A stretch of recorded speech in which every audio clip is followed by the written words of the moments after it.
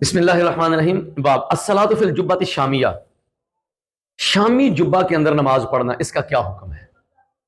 ٹھیک ہے، امام بخاری رحمۃ اللہ تعالی علیہ انہوں نے یہ جو عنوان باندھا ہے اس کے اندر ایک مسئلہ بتا رہے ہیں۔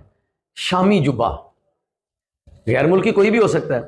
شام کے لفظ سے جو ہے نا وہ یہ اشارہ دیا کہ نبی پاک علیہ الصلوۃ والسلام نے شام کا بنا ہوا جبہ پہن کر نماز ادا فرمائی تھی۔ تو غیر ملکی جبہ، اور وہ غیر ملک جو ہے وہ کون سا ہے؟ مسلمانوں کا ہے یا کفار کا ہے؟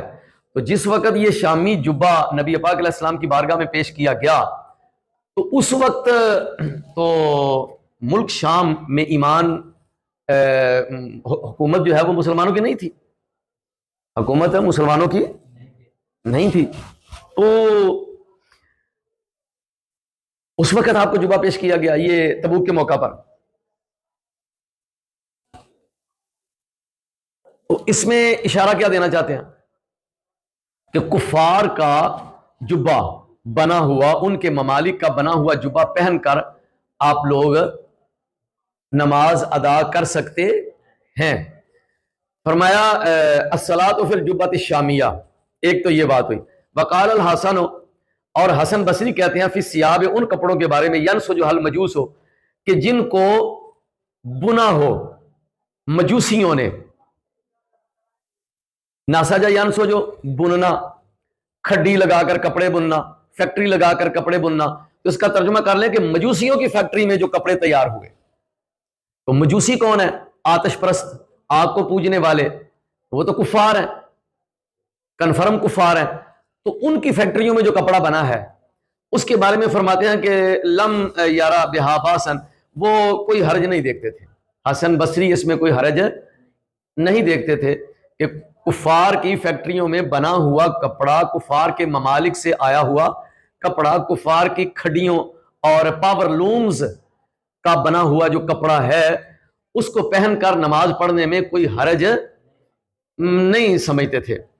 وقال مامر کہتے ہیں کہ رأیت الزہریہ، میں نے امام زہری کو دیکھا، یلبس من ثیاب الیمن، انہوں نے یمن کے کپڑے پہن رکھے تھے، ما وہ کپڑے صوبے کا بالبول، اللہ اکبر، جن کو رنگ دیا جاتا تھا پیشاب سے، کپڑوں کو پیشاب سے رنگا جاتا تھا۔ تو امام زہری وہ کپڑے جو ہے وہ انہوں نے وہ پہن رکھے تھے۔ گھبرانا نہیں ہے، آپ نے گھبرانا نہیں ہے، میں بتاتا ہوں کیا مسئلہ ہے، سمجھ گیا؟ تو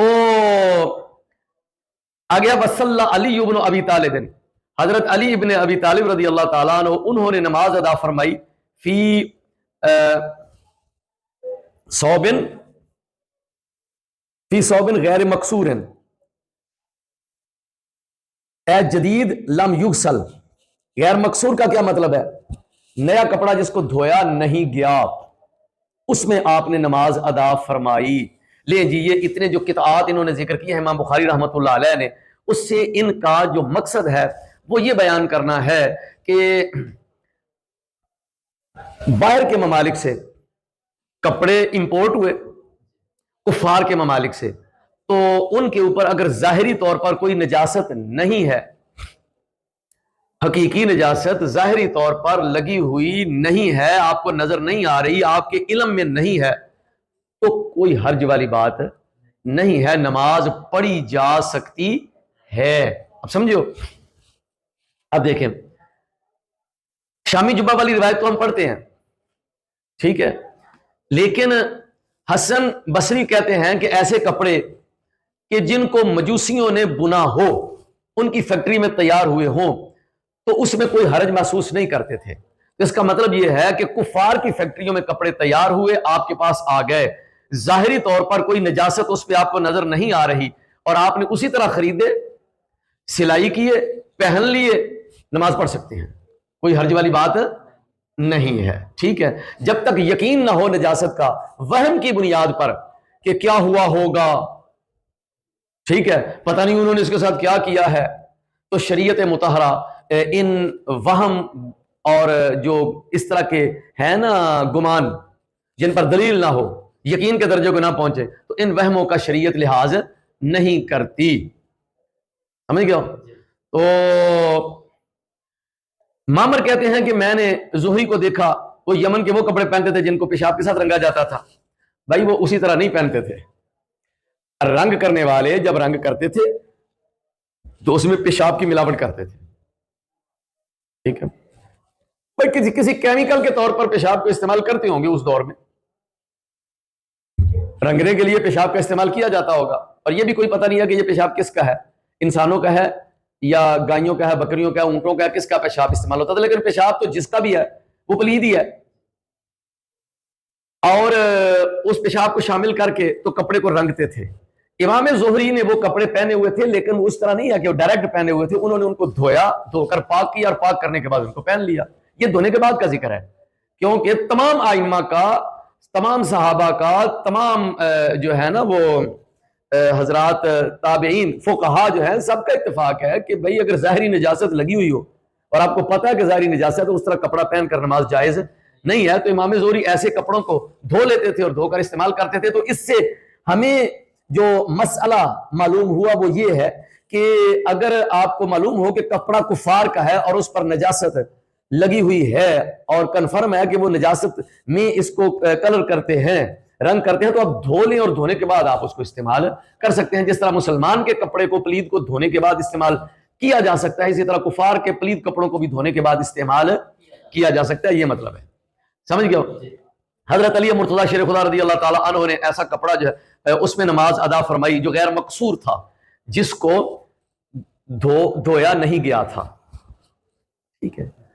तो ठीक है, ज़ाहिरी निजासत नहीं थी तो आपने उसी तरह कपड़ा लिया, पहना और पहनकर नमाज अदा फरमा ली। तो अब बाज़ औक़ात ऐसे होता है कि हम कपड़ा नया लेते हैं, लेकर सिलाई कराते हैं और दर्जी के पास से आता है तो फिर हम उसको फिर धोते हैं कि पता नहीं फैक्ट्रियों में क्या होगा। तो ये वहम ठीक नहीं है। अगर कोई आदमी इसी तरह मार्केट से कपड़ा खरीदे और खरीद कर सिलाई कराए और पहनकर नमाज अदा कर ले तो बिल्कुल जायज़ है, जब तक कि नजासत का यकीन ना हो जाए, ठीक है। इसी तरह बुनियाने जो है, नई बुनियाने लेकर, अच्छा ये चैप्टर पढ़ने से पहले पहले मेरा अपना मिजाज पता क्या था? मेरा अपना मिजाज ये था कि मैं बुनियाने मंगवाता था और सबको एक दफा धुलाता था, कहता था इनको धो, 3 मंगवा ली, 4 मंगवा ली, 5 या 6 का सेट मंगवाया और घर में कहता था कि इसको धोकर खुश करके, अच्छी तरह धोकर खुश करके तो ये तमाम बुनियाने पैक करके मुझे दो, इत्मीनान हो जाता था, ठीक है। तो अगर उसी तरह डायरेक्ट पहन ले कोई बंदा, बाजार से बुनियान खरीदी है, खोली है, पहन ली है, पहन कर नमाज अदा कर लिया, तो कोई हर्ज वाली बात नहीं है, नमाज पढ़ी जा सकती है, एक इत्मीनान आ गया। लेकिन आप अगर हुसूल इत्मीनान के लिए उसको धोना चाहें तो रुकावट भी, रोका भी नहीं गया। आपने मार्केट से कपड़ा खरीदा, सिलाई किया, उसको धो ले तो आपको इत्मीनान हो जाएगा, कोई हर्ज वाली बात नहीं है। बाजार से आपने बुनियान खरीदी है और खरीद कर उसको आप धोकर 3 मरतबा धोना चाहते हैं, धो लें, हर मरतबा उसको खुश्क ड्रायर मशीन से निकालकर खुश्क करना चाहते हैं, वलाकिन यत्मइन्न क़ल्बी, ताकि मेरा दिल मुतमईन हो जाए। हजरत इब्राहीम अलैहिस्सलाम ने कहा था मेरा दिल मुतमईन हो जाए। आप भी अपने इत्मीनान क़ल्बी के लिए उस कपड़े को, बुनियानों को अगर धोकर इस्तेमाल करें तो कोई हर्ज वाली बात नहीं है, ये तो ठीक है, इसकी इजाजत है, बल्कि अफजल है, बल्कि बेहतर है कि आप धो लें। लेकिन अगर कोई नहीं धोता तो मुसलमानों की फैक्ट्रियों का बना हुआ कपड़ा है या कुफार की फैक्ट्रियों का बना हुआ कपड़ा है, कोई हर्ज वाली बात नहीं है, जब तक जाहिरी निजासत ना हो। और अगर जाहिरी निजासत लगी हुई है तो फिर बेशक मुसलमानों की फैक्ट्रियों में बना हुआ है या कुफार की फैक्ट्रियों में बना हुआ है, उसको बहरहाल धोना पड़ेगा, ये मतलब है। अब हदीस शरीफ है, इस सिलसिला में हजरत इमाम बुखारी रहमतुल्लाह ताला अलैह जो हदीस लाए हैं वो ये है कि हजरत मुगीरा इब्न शुबा रज़ी अल्लाह ताला अन्हु से रिवायत है, आप कहते हैं कि कुन्तु मअ नबी सल्लल्लाहु अलैहि वसल्लम फी सफरिन, मैं नबी पाक अलैहि सलाम के साथ एक सफर में था। फ़क़ाला या मुगीरा, तो नबी पाक सल्लल्लाहु अलैहि वसल्लम ने फरमाया कि ए मुगीरा खुज़िल इदावता, के बर्तन पकड़ो, इदावा बर्तन पकड़ो, फ़अख़ज़्तुहा, तो मैंने वो बर्तन पकड़ लिया। फ़न्तलक़ रसूलुल्लाह सल्लल्लाहु अलैहि वसल्लम, नबी पाक सल्लल्लाहु अलैहि वसल्लम चल पड़े, हत्ता तवारा अन्नी, यहाँ तक कि मुझसे गायब हो गए। यानी बर्तन, वो लोटा था, जग था, पानी का बर्तन था, हजरत मुगीरा इब्न शुबा रज़ियल्लाहु ताला अन्हु को हुजूर ने पकड़ा दिया और फरमाया चलो चलते हैं। तो उन्हें भी समझ आ गई कि हुजूर क़ज़ाए हाजत के लिए तशरीफ लेकर जा रहे हैं और पानी का बर्तन मुझे पकड़ने का कहा है। इससे ये पता चल गया कि शेख अपने शागिर्द से, उस्ताज अपने शागिर्द को कह सकता है कि ये बर्तन पकड़ो और जरा बाहर चलते हैं, खिदमत ले भी सकता ہے. ٹھیک ہے, فرمایا خذیل دعویٰ تھا, صحابی تھے, شاگرد تھے, مرید تھے, ٹھیک ہے, روحانی اولاد تھی, تو فرمایا برتن پکڑو. تو کہہ سکتا ہے بندہ, ایسا ہو سکتا ہے کہ, اور اس میں شاگرد اعزاز محسوس کرتا ہے, ہمیں کیا. لیکن دوسری روایات کے پیش نظر یہ ہے کہ ہر وقت یہ خواہش نہیں ہونی چاہیے کہ میرا 24 آور پروٹوکول ہی لگا رہے. مثلا شیخ صاحب جو ہیں وہ وضو کرنے کے لیے جا رہے ہیں تو تولیہ دونوں ہاتھوں کے اوپر کسی ایک نے پکڑا ہوا ہے, مسواک دونوں ہاتھوں کے ساتھ دوسرے شاگرد نے پکڑی ہوئی ہے, اور جناب جو ہے وہ جوتا وہ کسی ایک اور نے پکڑا ہوا ہے, لوٹا 5-6 شاگرد جو ہیں وہ سارے اکٹھے ہو کر آگے جا رہے ہیں, پیچھے جا رہے ہیں کہ شیخ وضو فرمانے جا رہے ہیں. تو شریعت مطہرہ میں اس قسم کا پروٹوکول پسندیدہ نہیں ہے.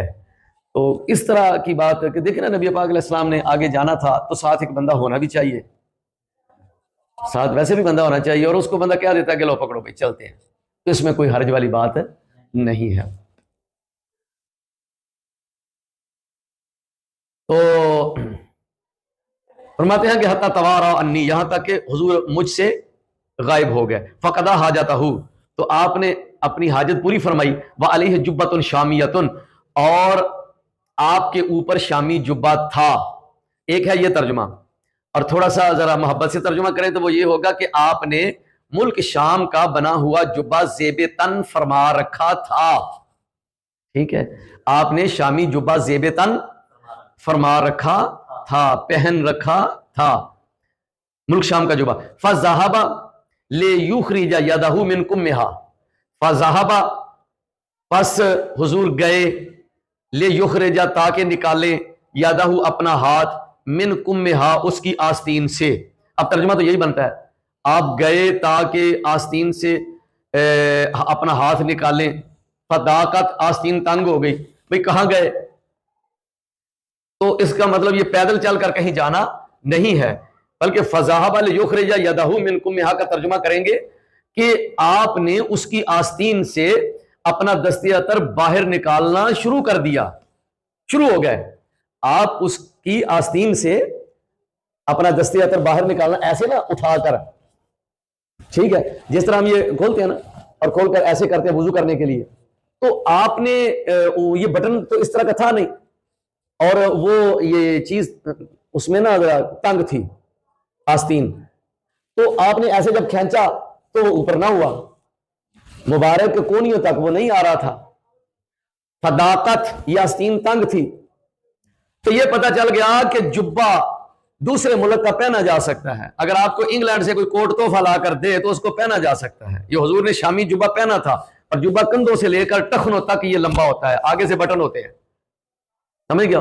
اور اس کی آستین تنگ تھی, تو کبھی تنگ آستین والا لباس بھی اگر پہن لے بندہ تو کوئی حرج والی بات نہیں ہے. یہ جس طرح بٹن سے بند کر لیتے ہیں تو یہ بھی تنگ ہو گیا نا, اوپر نہیں ہوگا, ایسے کھولنا ہے تو کھول کے اوپر کر لیں, تو سنت سے ثابت ہے. تنگ آستین والا لباس پہننا سنت سے ثابت, اور اس میں کون سی ایسی حرج والی بات ہے. اور یہ کہنا کہ اس نے تنگ پہنا ہوا ہے, ہوئے ہوئے ہوئے, اتنی جو ہے نا وہ لٹک رہا ہو کف, ٹھیک ہے, اور یہ کہنا کہ یہ سنت طریقہ ہے, تو ٹھیک ہے آپ یہ کھلا پہنے, یہ ٹھیک ہے. لیکن اگر کسی نے تنگ پہن لیا ہے تو سنت سے بہرحال یہ بھی ثابت ہے. آپ نے یہ اوپر کرنا شروع کیا تو یہ نہ ہوا, داقت تنگ ہو گیا. فاخرج یدہ من اسفلھا, تو آپ نے اپنا دست عطر نیچے سے باہر نکالا. آپ نے اپنا ہاتھ مبارک نیچے سے کیسے نکالا؟ اس کو پھر اتار کر تو دوسری طرف سے نکال دیا, ایسے اس کو کھینچ کر نا دست عطر اندر سے جو ہے نا وہ باہر نکالا, اور پھر آپ نے وضو فرمایا. ٹھیک ہو گیا, لیں جناب.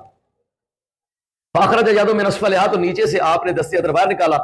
تو حضرت مغیرہ کہتے ہیں فصببت علیہ, میں نے آپ پر پانی انڈیلا. فتوضأ وضوءہ للصلاۃ, تو آپ نے نماز والا وضو کیا.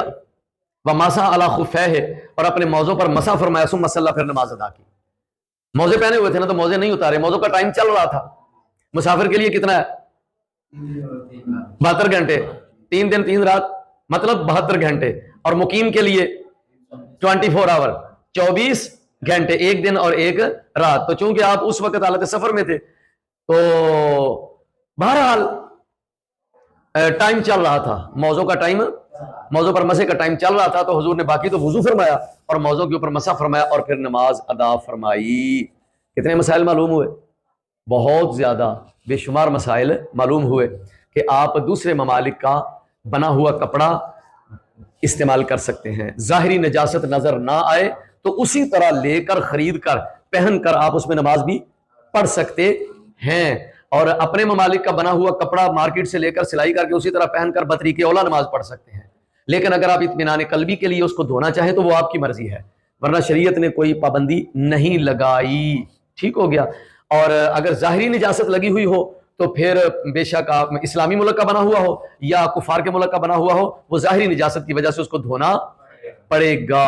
حضرت شیر خدا رضی اللہ تعالیٰ عنہ نے غیر مقصور کا مطلب ہے نیا کپڑا جس کو دھویا نہیں گیا، وہ پہن کر نماز ادا فرمائی تھی. اور نبی پاک صلی اللہ علیہ وسلم نے ملک شام کا جبہ پہن کر آپ نے نماز ادا فرمائی اس میں. ٹھیک ہے. اور آستین تنگ والا جس میں یہ کف ہو، قمیض یا کوئی جبہ، وہ پہنا جا سکتا ہے. ٹھیک ہو گیا. اور کھلا پہنے تو سبحان اللہ، یہ بہت اچھی بات ہے. لیکن اگر کسی نے تنگ آستین والا، تنگ بازو والا، تنگ کف والا لباس پہنا ہوا ہے تو یہ بھی سنت سے ثابت ہے.